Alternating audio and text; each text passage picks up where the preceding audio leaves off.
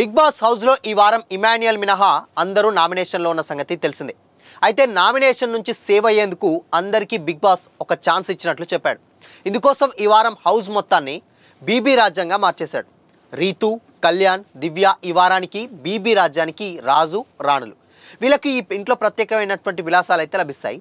వీరికి బెడ్రూమ్లో నివసించేటువంటి హక్కు ఉంటుంది. అలాగే కంప్లీట్గా ఇంటికి యాక్సెస్ కూడా లభిస్తుంది అంటూ కూడా చాలానే వారాలు బిగ్ బాస్ ఇంటిచ్చాడు.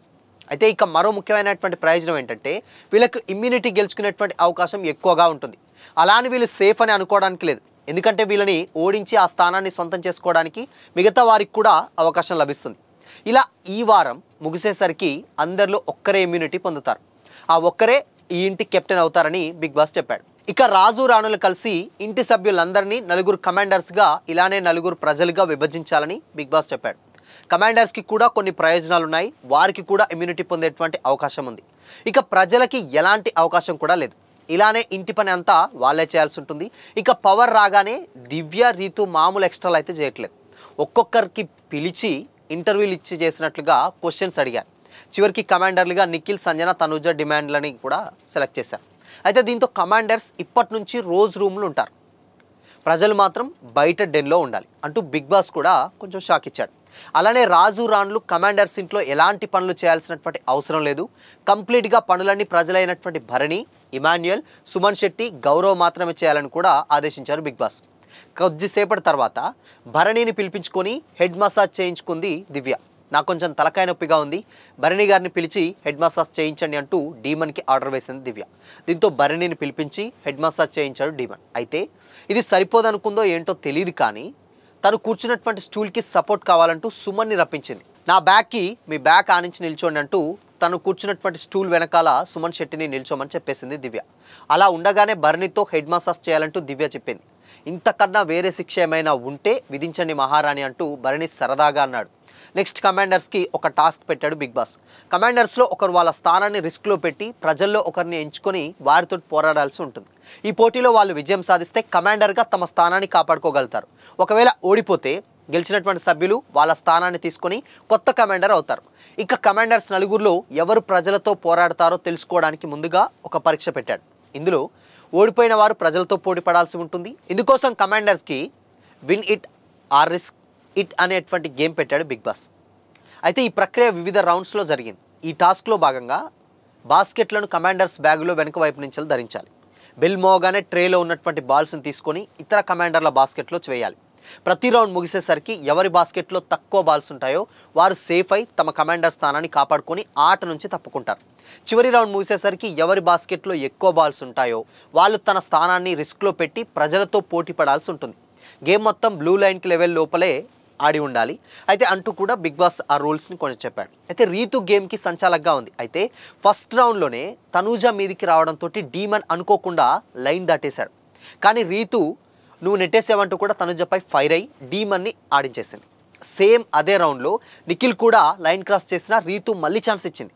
ఇక నెక్స్ట్ డీమన్ మళ్ళీ అవుట్ అయ్యాడు. అయినా కానీ రీతు వార్నింగ్ అంటూ ఇంకొక ఛాన్స్ కూడా ఇచ్చింది. ఇలా డీమన్ని గెలిపించడానికి రీతు సంచాలక అయినట్లుగా అనిపించింది అది చూస్తుంటే. అయితే ఫస్ట్ రౌండ్లో తక్కువ బాల్స్ ఉన్నటువంటి నిఖిల్ సేఫ్ అంటూ కూడా రీతు ఫస్ట్ అనౌన్స్ చేసింది. కానీ బిగ్ బాస్ మళ్ళీ అడగగానే నిఖిల్ ఈ రౌండ్లో బయటికి వెళ్ళిపోయాడు కనుక తనూజ సేవ్ అయిందంటూ షాక్ ఇచ్చింది. తర్వాత రౌండ్లో డీమన్ సేఫ్ కాగా చివరి రౌండ్లో నిఖిల్ గెలిచాడు. ఇలా సంచాలకగా రీతు తీసుకున్నటువంటి డెసిషన్స్ వల్ల సంజనతో పెద్ద గొడవే జరిగింది. కమాండర్స్ నలుగురిలో సంజన లాస్ట్ రావడంతో తను ప్రజల్లో ఒకరిని సెలెక్ట్ చేసుకొని వాళ్ళతో గేమ్ ఆడాల్సి వచ్చింది. కమాండర్ తమ స్థానం నిలబెట్టుకోవడానికి ఆ కమాండర్ ఎంచుకున్నటువంటి సభ్యుడు కమాండర్ అవ్వడానికి బిగ్ బాస్ పెట్టినటువంటి పోటీ build it to win it అనేటువంటి ఈ పోటీలో కమాండర్ సంజన విజయం సాధిస్తే తన స్థానాన్ని కాపాడుకోగలుగుతుంది. ఒకవేళ కనుక ఓడిపోతే గెలిచినటువంటి సభ్యులు కొత్త కమాండర్ అవుతారన్నమాట. అయితే ఈ పోటీలో గెలవడానికే పోటీదారులు బజర్ మోగానే తమకి కేటాయించినటువంటి బాక్స్లని ఒక్కొక్కటిగా తీసుకొని స్క్వేర్ లోపల ఒక బాక్స్పై మరో బాక్స్ ఉండేలా ప్లేస్ చేసి టవర్ని నిర్మించాలి. బజర్ మోగేసరికి ఎవరి టవర్ ఎత్తుగా ఉంటుందో వాళ్ళు ఈ పోటీలో గెలిచి కమాండర్ అవుతారు. ఈ టాస్క్కి కళ్యాణ్ సంచాలక్ అని కూడా బిగ్ బాస్ చెప్పాడు. ఇక ఈ టాస్క్కి తనతో పోటీ పడడానికి సుమన్ శెట్టిని సెలెక్ట్ చేసుకుంది సంజన.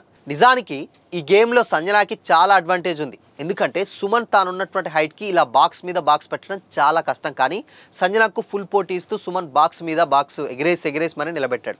దీంతో సుమన్ ఆట చూసి అందరూ కూడా క్లాప్స్ కొడుతూ ఎంకరేజ్ చేశారు.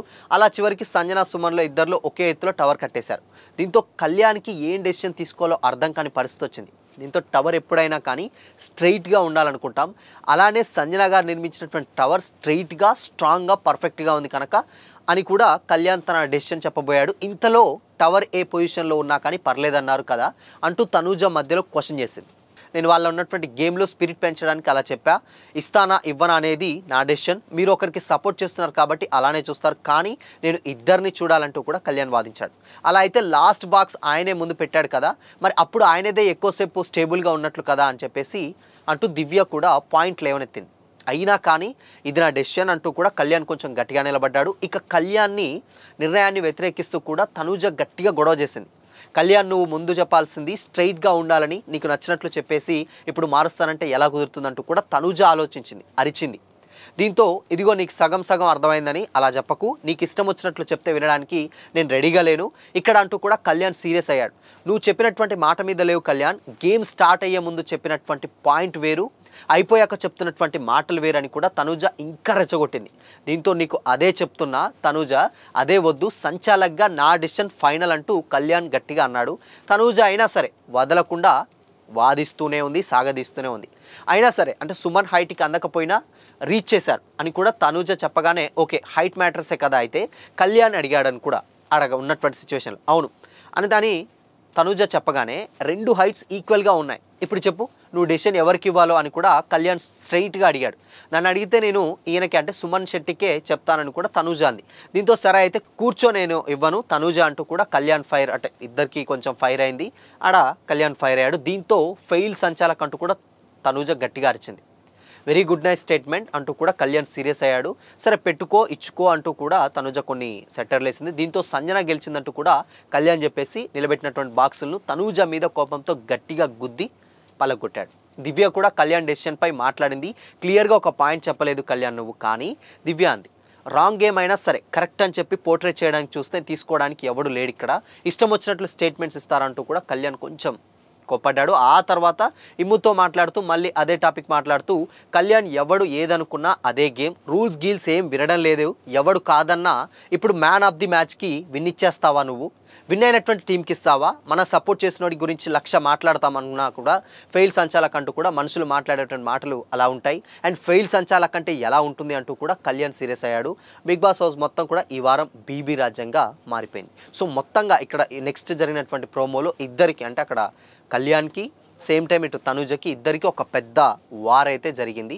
సో చూడాలి మరి ఇన్ కేస్ అది వార్ కనుక ఇంకా ముందుకు జరుగుతుందా లేదా తెలియదు, కానీ బట్ ఓవరాల్గా మాత్రం రాము రాథోడ్ వెళ్ళిపోయిన తరువాత కొంచెం గేమ్లో కొంచెం అంటే ఏంటంటే వీళ్ళు అసలు రాము రాథోడ్ ఒకడు అనేటోడు ఉన్నాడు లేడని మర్చిపోయి కూడా వీళ్ళ గేమ్ వీళ్ళు ఆడేస్తున్నారు, బాగానే ఉంది. కానీ తనూజ చెప్పినటువంటి పాయింట్ ఓకే, బట్ అది ఎమోషనల్గా ఆలోచిస్తే అక్కడ సుమన్ శెట్టికి ఇవ్వచ్చు, బట్ అక్కడ రూల్స్ ప్రకారం ఇచ్చేస్తే కళ్యాణ్ కరెక్ట్ అని కూడా మరి కొంతమంది అయితే కామెంట్ చేస్తున్నారు. సో మరి ఈ గేమ్లో ఎవరిది తప్పు అండ్ ఎవరిది ఒప్పు, అండ్ సేమ్ టైం ఈ వారం బిగ్ బాస్ ఎలిమినేషన్ ఎవరు అవ్వబోతున్నారో మీ ఒపీనియన్ని కామెంట్ చేసి చెప్పండి.